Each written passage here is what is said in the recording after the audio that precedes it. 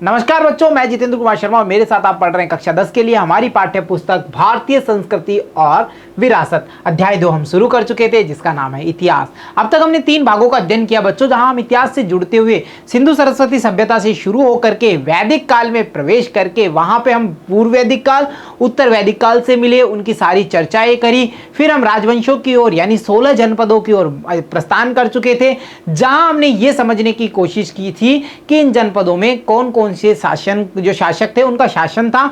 कई सारे वंशों को लेकर के हमने चर्चा की थी और अंत में हमने अशोक महान की जीवनी को समझने का प्रयास किया था। बनने वाले समस्त प्रस्तावित और हमारे जो पाठगत प्रश्न है उनकी चर्चाएं हम साथ करते जा रहे हैं। तो चलिए शुरू करते हैं आज की हमारी कक्षा, जिसमें हम मौर्य काल से आगे बढ़ेंगे और आज हम देखेंगे मौर्योत्तर काल। यानी मौर्य काल की अगर अंतिम स्थिति की हम बात करें, यानी राजा बृहदत्त की हम बात करते हैं, तो उसके समय तक ये मौर्य शासन कमजोर होता गया था। कई सारे अयोग्य शासक आ गए थे जिनकी नीतियों ने प्रजा में आक्रोश कर दिया था, विकल्प ढूंढने लग गए थे। इनके पैरेलल की बात करें, हम इनके साथ साथ बात करें तो कई छोटे छोटे साम्राज्य विकसित हो रहे थे और अंत में नतीजा ये होने वाला था कि इनको कोई रिप्लेस करने वाला था। अब वो कौन सा वंश था उसके बारे में हम चर्चा कर लेंगे। तो चलिए स्टार्ट करते हैं मौर्योत्तर काल के साथ में। बच्चों, मौर्य साम्राज्य के पतन के बाद अनेक छोटे छोटे राजवंशों ने अशोक के उत्तराधिकारियों की दुर्बलता का लाभ उठाकर उत्तर भारत में शासन की स्थापना की थी। छोटे छोटे राज्य डेवलप हो गए थे। जैसे हम बात करें, यूनानी, शक, पार्थियन, कुषाण आदि विदेशी थे और वे सब शीघ्र ही जनता से घुल मिल गए थे। यानी ऐसा लगने लग गया था जनता को कि अब तो यही है, हमें मौर्यों का विकल्प चाहिए, बस ऐसा उन्होंने माहौल बना दिया था। तो जाहिर सी बात है, ऐसी स्थिति में क्या होने वाला था, ऐसी स्थिति में विकसित हुआ एक वंश जिसका नाम था शुंग वंश। पुष्यमित्र ने मगध के शासक वृहदत्त की हत्या कर शुंग वंश की नींव डाली। पुष्यमित्र शुंग ने वैदिक धर्म की प्रतिष्ठा को पुनः स्थापित किया, अतः उसका काल है, उसे हम इंपॉर्टेंट है भाई, वैदिक पुनर्जागरण का काल भी के नाम से भी जानते हैं। यानी देखो 3 बातें निकल करके आई। शुंग वंश का स्थापक कौन? पुष्यमित्र ने। बृहदत्त की हत्या किसने की? पुष्यमित्र शुंग ने की। ठीक है, पुष्यमित्र शुंग ने किस धर्म की प्रतिष्ठा को पुनः स्थापित किया? वैदिक धर्म की। इसके काल को वैदिक पुनर्जागरण का काल क्यों कहते हैं? क्योंकि इसने वैदिक धर्म की प्रतिष्ठा को पुनः स्थापित किया था। ये सारे रैंडमली प्रश्न है। इसके बाद में अगला देखिए, इसने 2 अश्वमेध यज्ञ किए थे। अश्वमेध यज्ञ की चर्चा हमने हमारी सिंधु सरस्वती सभ्यता में भी की थी, जहां पे याद आ रहा ना, राजा ने घोड़ा छोड़ दिया, भाई पीछे पीछे सेना चल रही है, किसी की हिम्मत है तो घोड़े को रोक लो, नहीं रोका तो वो क्षेत्र राजा के अधीन आ जाएगा। ये अश्वमेध यज्ञ का था। ठीक है, हमने बात डिस्कस कर लिया था। शुंग वंश का अंतिम शासक कौन था? देवभूति था। इतनी ही बातें देखनी है, ज्यादा मौर्योत्तर काल में कुछ भी नहीं हमारे पास में। हाँ, यहाँ हम जैसे पिछले अगर मौर्यों की बात करने वाले हम, वहां पे मौर्य वंश में हमने देखे थे, कुछ शासकों को देखा था, अशोक को देखा डिटेल्ड। वैसे इन वंशों में हम एक वंश को देखेंगे आगे, गुप्त वंश को थोड़ा सा डिटेल लेंगे उसको। ठीक है, देवभूति तक कंप्लीट हो गया। ठीक है, अगला वंश कौन सा था? कणव वंश। अगर 75 ईसा पूर्व की बात करें तो अंतिम शासक जो शुंग वंश से रिलेट कर रहा था, देवभूति, उसके मंत्री वासुदेव ने उसकी हत्या करके कणव वंश का स्थापना कर ली। भाई क्या निकल के आ रहे हैं? अंतिम शासक कौन? शुंग वंश का देवभूति। हत्या किसने कर दी? मंत्री वासुदेव ने। और कौन सा वंश स्थापित किया? कणव वंश। इसी वंश का अंतिम शासक कौन था? सुशर्मा था। ठीक, इतना हो गया, 2 ही बातें हैं। चलो आगे देख लेते हैं। इन्हें बच्चों डिटेल्स काफी चीजें हैं, इन्होंने क्या क्या बनवाया, कुछ स्पेशल चीजें हुई, बट हमारे सिलेबस को ध्यान में रखते हुए हमें बस उतना ही ध्यान रखना है ना, ज्यादा फिर हमारी मेमोरी बढ़ जाती है, आप लोगों की है ना, स्टोर नहीं कर पाते। इतना याद रखोगे काफी होगा अपने लिए। चलो, सातवाहन वंश की बात कर रहे हैं। शिमुक ने कणव वंश के अंतिम शासक सुशर्मा। अब देख लो, तीनों वंशों को रिलेट कर लो। शुंग को लो, शुंग का अंतिम शासक, ठीक, उसको मारता है वासुदेव और क्या करता है? एक नया वंश बनाता है, कणव वंश। कणव वंश का अंतिम शासक कौन है? सुशर्मा। उसकी हत्या कौन कर देता है? शिमुक कर देता है और एक नया वंश बना देता है, सातवाहन वंश। आप इनको है ना पैरेलल सर्कल बनाकर भी इन वंशों को आराम से याद कर सकते हो। सातवाहन की स्थापना हो गई।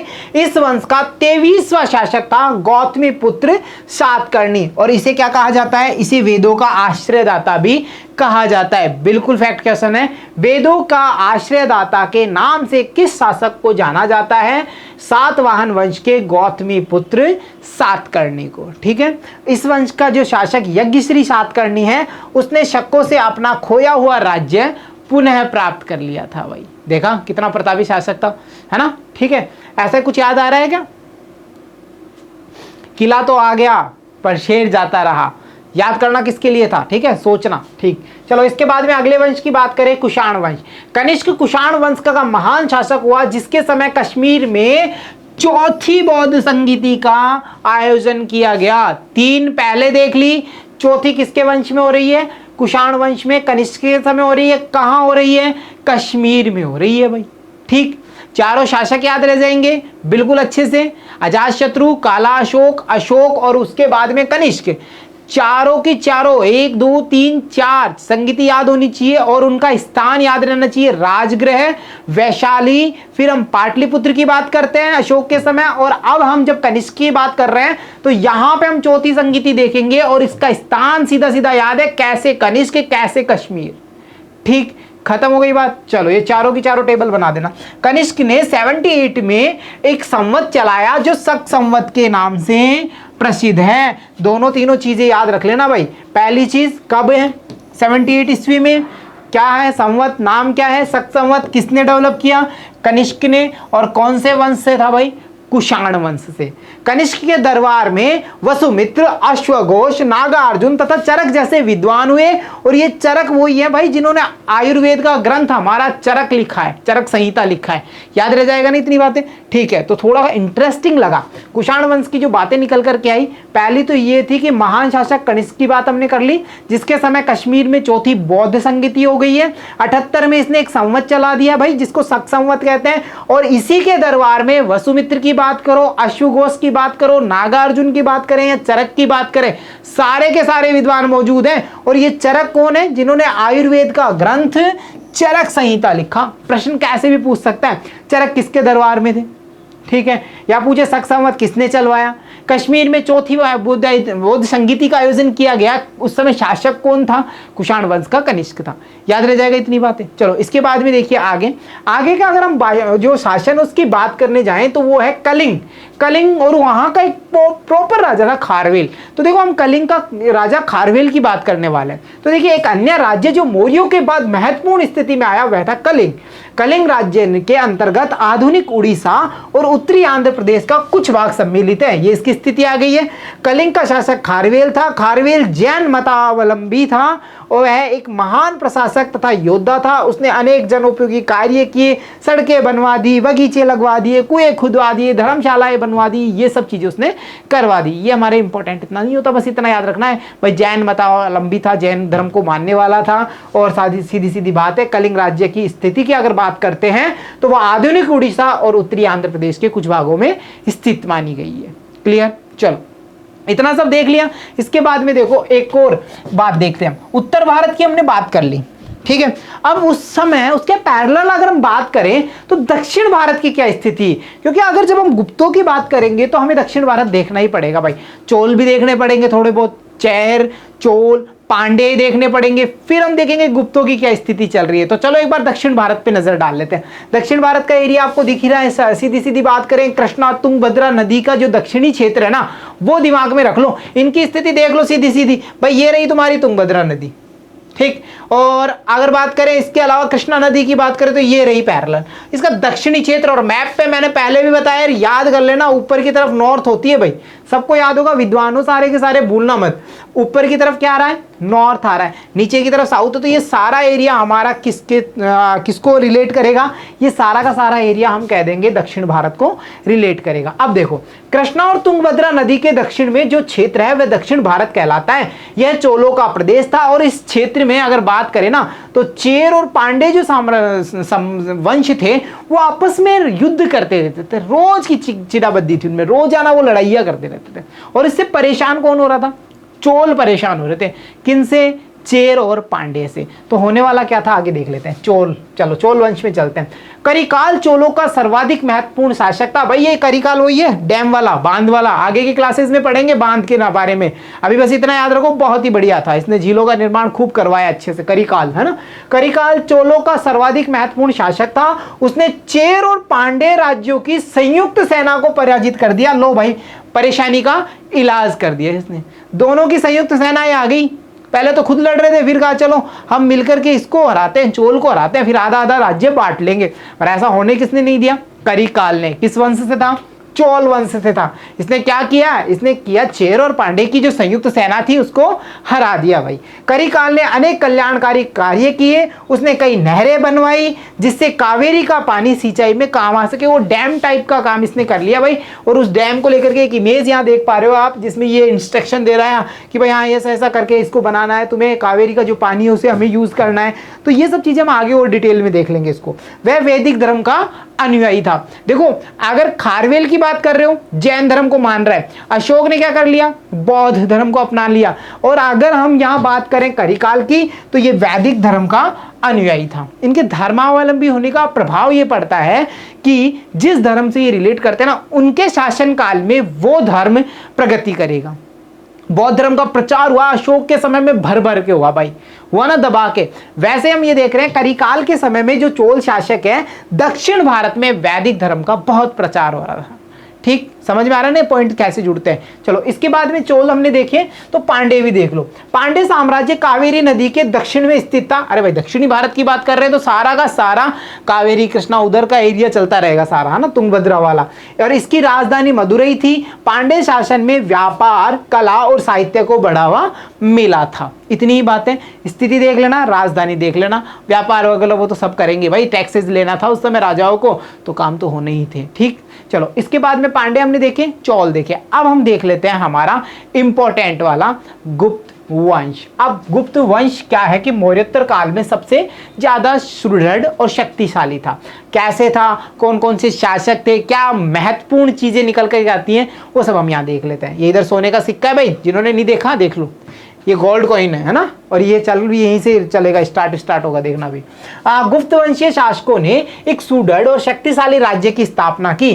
गुप्त वंश का शक्तिशाली शासक चंद्रगुप्त प्रथम था। इसे गुप्त वंश का वास्तविक संस्थापक माना जाता है। राज्य आरोहण 319 में हुआ था इसका। इसी समय चंद्रगुप्त प्रथम ने गुप्त संवत चलाया था।